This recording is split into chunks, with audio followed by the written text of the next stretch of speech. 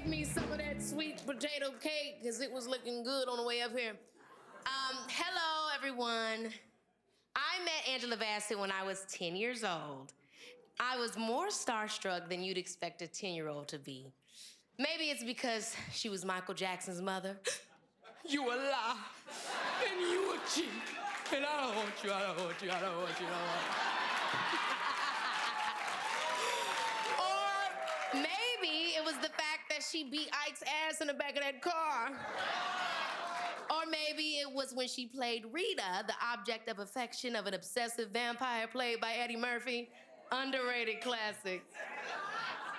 I think it's safe to say that I was an Angela Bassett fan even at the tender age of 10. When I got the chance to work with her on Aquila and the Bee, she taught me two important things. Never get eyelash extensions because they tear my eyelashes out and never grow back. And be careful with micro braids around my edges, also tender hair that could never grow back. As you can see, I still have my lashes at my edges, so I took heed.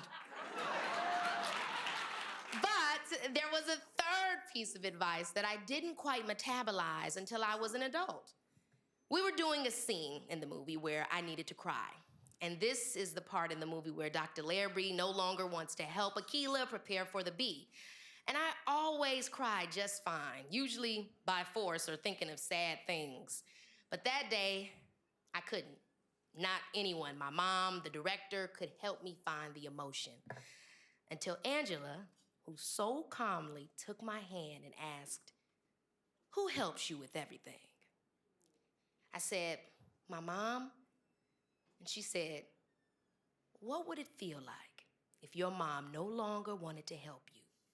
If she didn't help you with your lines, take you to your auditions, how would that make you feel?"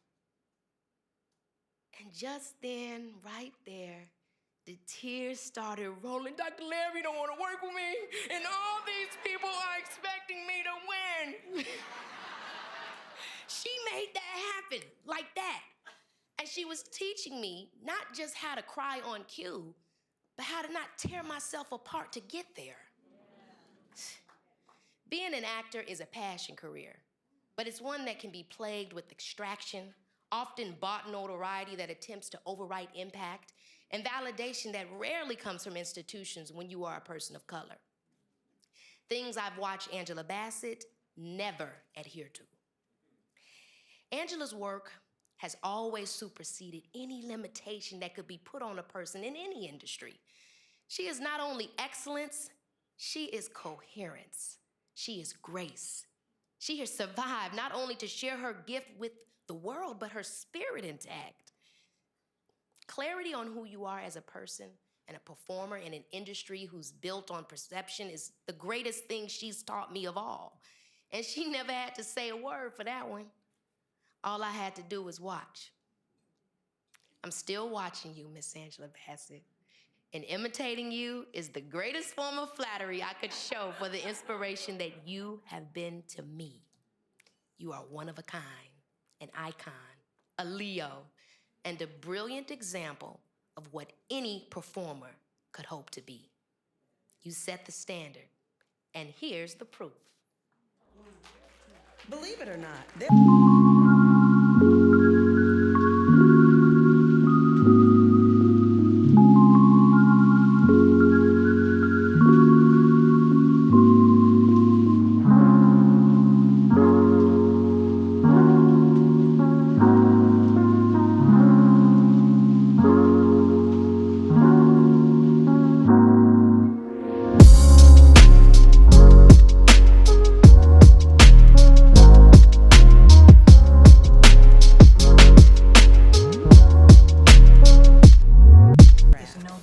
from what mothers have been doing from the beginning of time.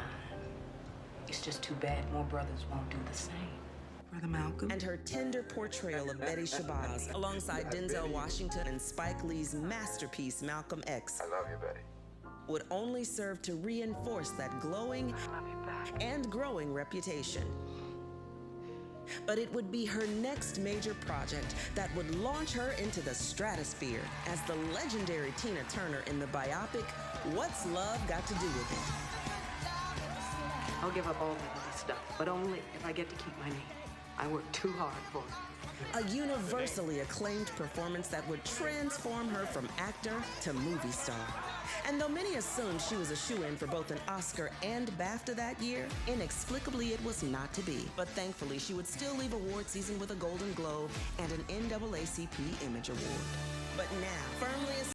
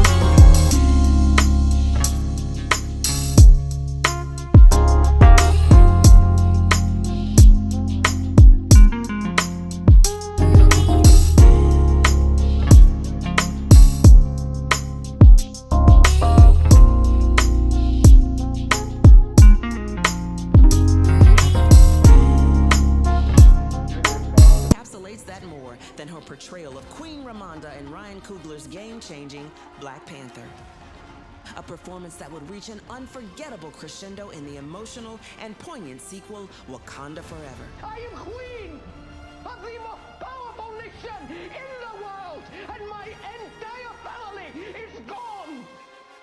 Have I not given everything? Though her performance again landed her an Oscar and BAFTA nod, and despite having given her all and doing her thing, history would again repeat itself. And I gotta say, that is some bullshit. But always iconic, she would continue to dominate television airwaves as an ensemble regular and audience favorite on Ryan Murphy's American Horror Story. A creative relationship that would continue when she would star in and co-executive produce his hugely popular 911 series, as well as the spin-offs 911 Lone Star and 911 Nashville. So whether as an actor, director, or producer with husband Courtney B. Vance, Angela has remained a shining star throughout both her professional career and more private passions. Her charity, No Diabetes by Heart, inspired by her mother, or her support for youth programs for the arts. She has remained the epitome of unapologetic womanhood on screen and off. And though in 2024 the Academy celebrated her huge contribution to cinema with an honorary Oscar, we know there should have been many, many more sitting on her mantle at home. And that's why we here at ABFF Honors are particularly proud to present this year's Excellence in the Arts Award to an unrivaled actor, producer, director, advocate, wife, and mother. Our favorite president, priestess, pioneer, and prophet. Our real-life queen of the silver screen. The incredible, the magnificent, Miss Angela Bassett.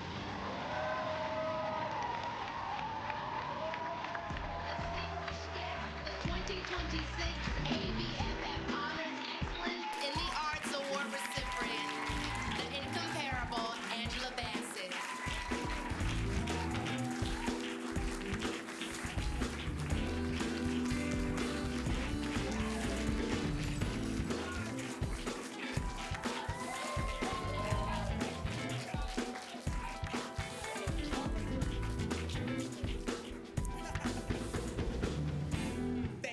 Thank you all so very much.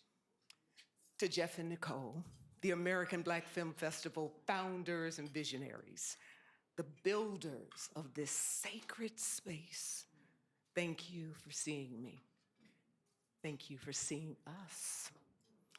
Being honored here in a room that understands the weight and the wonder of our stories is deeply meaningful. I accept this ABFF Honors Excellence in the Arts Award with gratitude, humility, and a thankful, full heart. Now, y'all done got me thinking a lot about excellence lately. What it really means. Endurance, commitment, the decision to keep showing up. even when circumstances feel heavy, even when the welcome feels uncertain, even when the world tells you, explicitly or quietly, that there may no longer be room for you. Someone said earlier, and it's true, we are living in a moment where the language of inclusion and belonging is being challenged, rebranded, and in some cases erased altogether. Words that once felt like promise and possibility are now treated as words to avoid. And this shift has landed in our very real lives, real careers, and real dreams. At the same time, our industry is transforming at lightning speed. Technology is moving faster than wisdom. Business models are shifting under our feet. Stories are being shortened, flattened, and sometimes stripped of their soul in the name of efficiency and projected progress. And in moments like this, I believe it's fair and necessary to ask, where do Black creatives, we, fit into this future? Who gets to imagine it? Who gets to participate? Who gets to decide? I came into this business at a time when there were very few examples that told me that a Black woman could live a full, complex, enduring life on screen.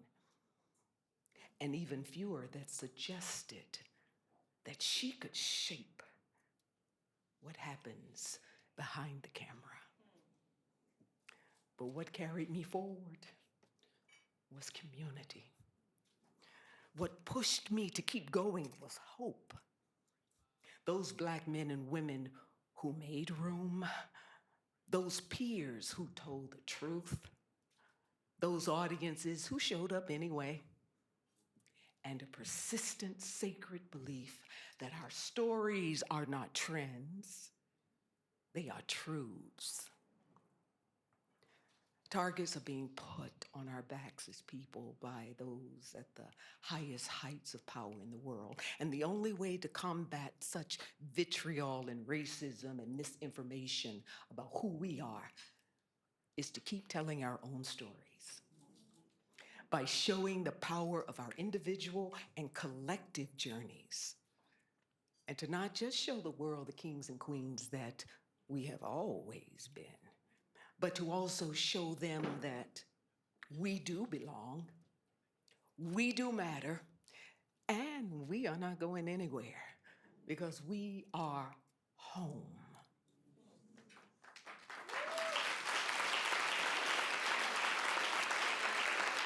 No one gets to determine or define our full humanity but our God. So, when I look at this moment, challenging as it is, hope is still what sustains me. My hope for the future is not simply that we are included. My hope is that we are empowered. I hope we move beyond first and onlys, beyond symbolism without infrastructure. I hope we invest not just in talent, but in longevity, in ownership, in mentorship, in legacy. And I hope when the cultural winds shift, as they always do, we do not retreat from one another, but that we pull together. To the young artists in this room, and those watching who are wondering if there's still a place for you, hear me and hear me well. You belong here. Your voice matters. And this industry is better when you are shaping it. And to those with power, real power, I challenge you, be brave. Choose courage over comfort. to understand that the future of film and television will not be saved by playing it safe, but by allowing us all to have a voice and a presence.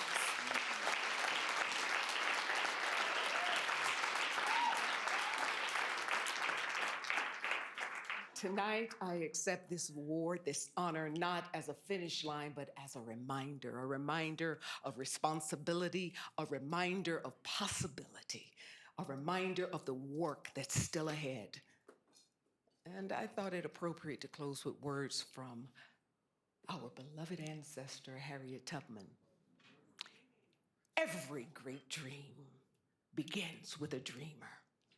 Always remember that you have within you the strength, the patience, and the passion to reach for the stars and to change the world. Thank you for continuing to dream. Thank you for believing and pushing forward our stories.